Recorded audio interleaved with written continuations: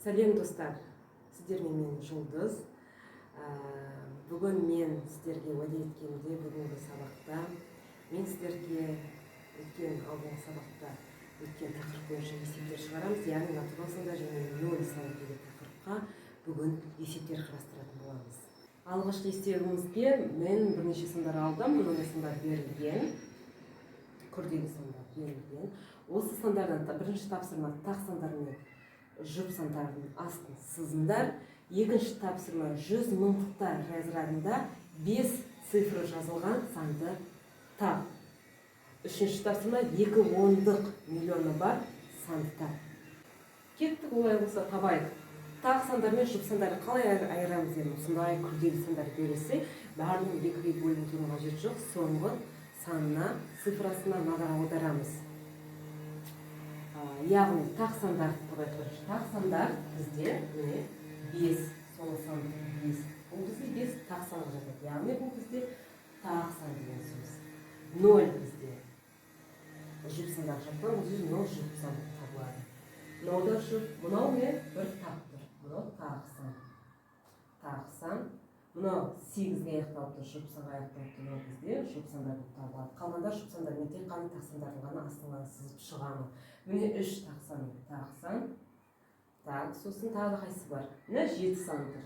Тақ сан. Мынау да тақ сан болып табылады. Қалғандарының барлығы бізде жұп сандар болып табылады. Мыналардың барлығы бізде жұп сандар болып табылады. Мыналардың барлығы мен сіздерге ережелерді сызып қойдым.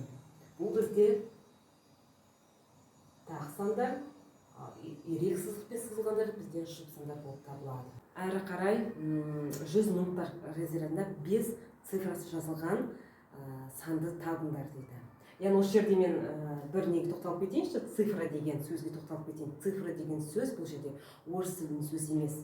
Цифра дегеніміз бізде санды жазғанда пайдаланатын таңбаны айтамыз, цифра. Яғни мысалы бізде 3 миллион 61 мың 425 деген сан беріліп тұрма, осы бізде бұл тұтастай бізде сан деп аталады. Ал ішіндегі элементтері, ішіндегі цифра деп аталады. Түсінікті ғой? 5 цифрасы бар, 100 мыңдықтар разрядында 5 цифрасы бар санды іздейміз. Так, 100 мыңдықтар разряды қайсы? Қараймыз. Мынау бірлік, ондық, жүздік, мыңдық, 10 мыңдық, 100 мыңдық. Солай ғой, мынау бізде 100 мыңдық. 5 тұр ма? Жоқ. Осы жерде 5 тұрған сандарды табуымыз керекпіз біз. Мына жерде 6 тұр, 100 мыңдықтар разрядында. Мына жерде 100 мыңдықтар разрядында 0 тұр.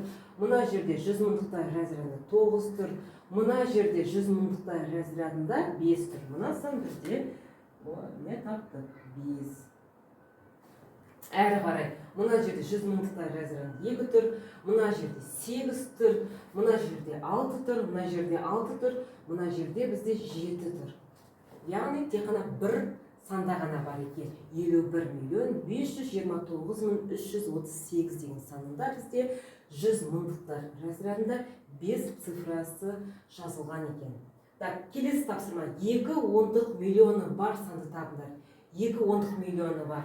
Мына жерде 2 ондық миллион жоқ. Мына жерде бітеді, миллиондар бірлігімен бітеді. Мына жерде 2 ондық миллион, мынау бірі бізде. Мына жерде 2 тұр. Мына жерде. Мынау 100 мыңдықтар, мынау миллион, мынау 10 миллион.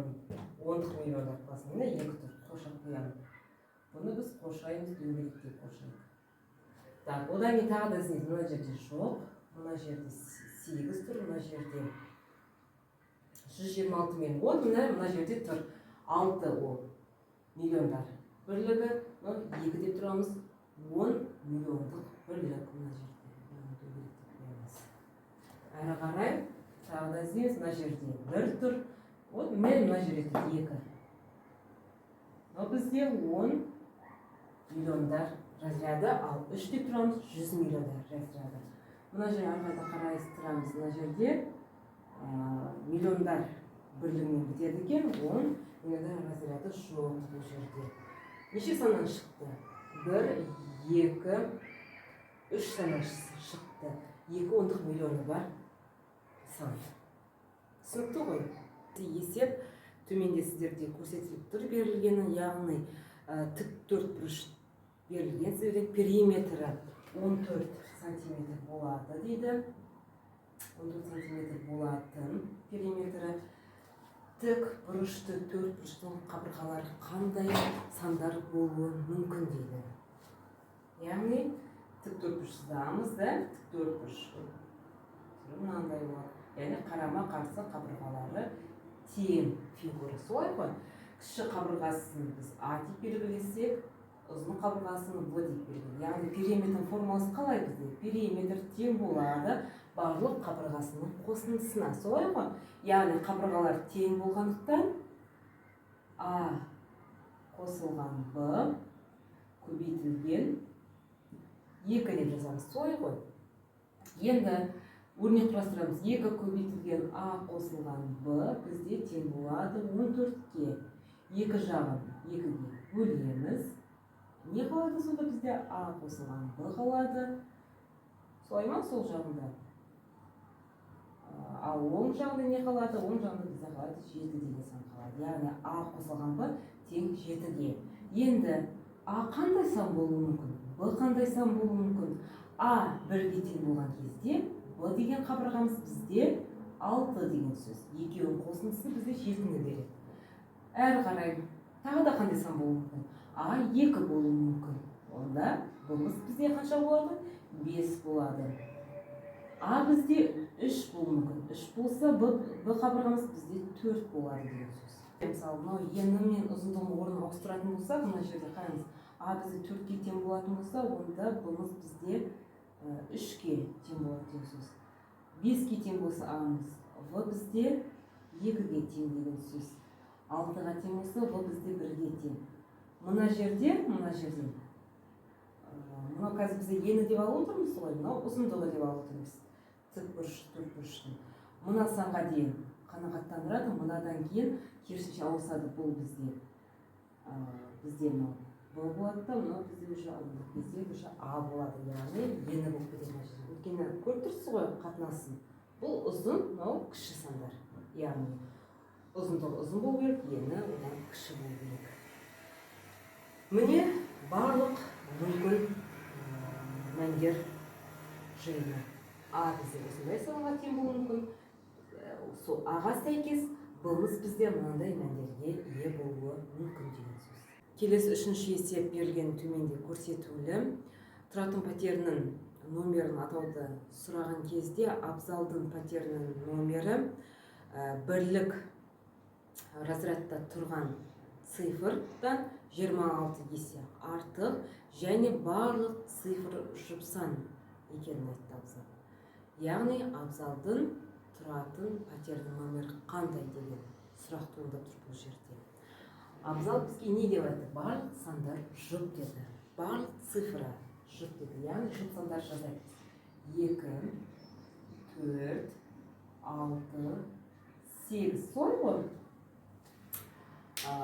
Жұп сандардың нұсқаларын жазып алдық. Енді біз әрі қарата бірлік цифры, бірліктер разрядындағы цифры 26 есе үлкен санды іздейміз. 26 есе санды іздеу үшін не істейміз? Әр жұп сандарымызды 26-ға көбейтеміз. Яғни 2-ні көбейтеміз 26-ға, 4-ні көбейтеміз 26-ға, 6-ны көбейтеміз 26-ға, 8-ді көбейтеміз 26-ға. Қанша болады? 2-ні 26-ға көбейткен кезде қанша болады? 52 болады. 4-ді 26-ға көбейткен кезде қанша болады? 104 болады. 6-ны 26-ға көбейткен кезде 156 болады. Ал 8-ді 26-ға көбейткен кезде болады бізде 208 болады. Көбейту кестесін қолмен көбейтуді ұмытпаймыз. Қалай көбейтеді? Мұны бірін көрсетейін. 26-ны көбейтеміз 8-ге. Қалай көбейтеміз? Қанша болады? 8 жердегі 6 жердегі 8-іміз қанша болады? көбейту кестесін біз үйренуді, жол жөнекей есептеуді өткен сабақта мен айтып кеткен болатын, жоғарыда сілтемесін көрсетіп кеттім. Жоғарыдағы сілтемеге өтіп, көбейту кестесін жол жөнекей қалай есептеп алуға болатынын қарап шықсаңыздар болады. Яғни 6 жердегі 8-іңізді ұмытып қалдыңыз. Сіздің есіңізде тек қана 6 жердегі 6 ғана бар болса, яғни 6 жердегі 6 36, 6 жердегі 7-ге табу үшін, мәнін табу үшін не істейміз? 36-ға 6-ны қосамыз, 42 деген сөз. Солай ма? 6 жердегі 7-іңіз 42, 6 жердегі 8-іңізді табу үшін 42-ге қосасыз 6-ны, 48 болады. 8-ін жазасыз, 4-іңіз ойда болады. 2 жердегі 8-іңіз сізде қанша болады? 16 болады. Ойдағы 4-пен 20 болады. 208 болады. Енді сұрақ барлығы жұп сандар деп айтқан. Тексереміз. 5 жұп па? Жоқ. Так, бұл жауап уже алынып қалады. 104. 4 жұп, 1 так. Бұл жауапта біздің есептің жауабына келмейді. 156. Екеуі де так. Алынып қалады. Тек қана бір ғана жауап қалды. 208. Тексереміз. 2 бізде жұпсан ба? Жұпсан. 0 бізде жұпсан ба? Жұпсан. 8 бізде жұпсан ба? Жұпсан. Барлығы жұпсан және бірліктер разрядында тұрған, яғни 8. Солай ма? 8. Бірліктер разрядында тұрған сан 26 есе үлкен дейді. Яғни 8-ден 26 есе үлкен му? 208. Үлкен. Онда жауабымыз бізде 208 дегенді білдіреді. Келесі үшінші есеп төменде берілген көрсетулі. Сіздерде бізге көп қабатты пәтер берілген. Пәтердің барлық жалпы саны 126 пәтер. Осы пәтерлердің сыртқы есіктерін номерлеп шығу үшін бізге қанша металдан жасалған цифра қажет? Соны табуымыз керек. Онда шығаруды бастайық. Сұрақ. Енді біз пәтерлердің номері 120 пәтер бар ғой. Яғни 1 мен 9. Бірінші пәтер мен 9-шы пәтерлердің арасын сыртқы есіктен номері үшін қанша цифра кетеді? Қанша цифра бар 1 мен 9 арасында? Бізде 9 цифра бар, да? 9 сан цифра кетеді. Цифра керек номері үшін. Ал 10 мен 99 2 таңбалы, бұл 1 таңбалы сандарға бізге 9 цифра келеді. Артық цифр керек емес. 10 мен 99, яғни 2 таңбалы пәтерлердің сыртына қанша цифра кетеді? Яғни 10 мен 99-ның арасында қанша бізде сан бар? 90 сан бар. Солай емес пе? Яғни 90 пәтер бар аралықта. 2 таңбалы саннан тұратын 90 пәтер бар. 90 пәтер бар. Оны көбейтеміз бізге 2-ге. Яғни 2 таңбалы сандар керек қой бізге. Каждый бір пәтерге 2 металл цифрадан кетіп отырады. Бір пәтерге. Сонда 90 пәтерге бізге 2 цифра кетіп отырады. Яғни қанша цифра керек металдан жасалған? 180 цифра керек бізге номерлеу үшін осы пәтерлерді сыртын. Енді арғырата 100-ден 120 пәтерлердің арасында қанша бізде пәтер бар? Бізде қанша пәтер бар? 21. 21 пәтер бар. Оның сыртына қанша цифра керек? Бұл 3 таңбалы сан болғандықтан әр пәтерге 3 металл цифрдан керек болады, яғни 3-ге көбейтеміз. Сонда бізде қанша болады? 63 цифра керек. 63 цифра керек. Яғни енді барлық 120 пәтерге қанша металл цифра кететіндігін білу үшін барлық керек цифрларды қосып шығамыз. Яғни 9 қосылған 180 қосылған 63 тең болады 252. Жауабымыз 252 металдан жасалған цифралар қажет. Бесінші есеп, яғни соңғы қарастыратын есебіміз төменде берілгені көрсетулі.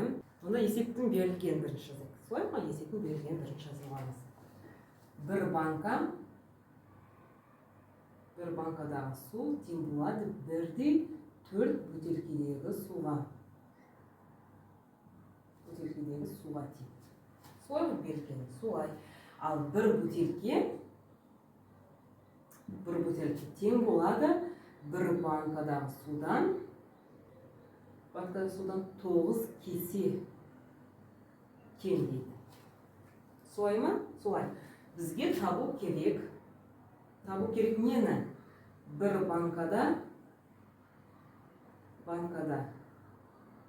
қанша кесе? Кесе су бар. Осы сұраққа жауап беруіміз керек. Онда шешімі мына теңдікті назар аударайықшы. Бір бөтелке тең бір банка минус 9 кесе. Ал бір банка бізде нешеге тең? 4 бөтелкеге тең. Солай ма? Бір банкның орнына 4 бөтелкені жазамыз. 4 бөтелке минус 9 кесе. Солай ма? 9 кесе. Онда әрі қарата 9 кесеміз неге қаншаға тең? 9 кесеміз қаншаға тең? 3 бөтелкеге тең. Солай ма? Теңдеу сияқты оны көшіреміз. Бірді мына жаққа көшіреміз, яғни біріктіреміз. Бөтелкелерді бір жаққа жинаймыз, кеселерді бір жаққа жинаймыз. 9 кесе тең болады 3 бөтелкеге. Тең болады. Енді бір бөтелкеде сонда қанша кесе бар? Соны тауып алсақ, бізге жеткілікті. Бір бөтелкеде екі жағын 3-ке бөлеміз деген сөз. Бір бөтелкеде қанша кесе бар? 3 кесе су бар. 3 кесе су бар. Онда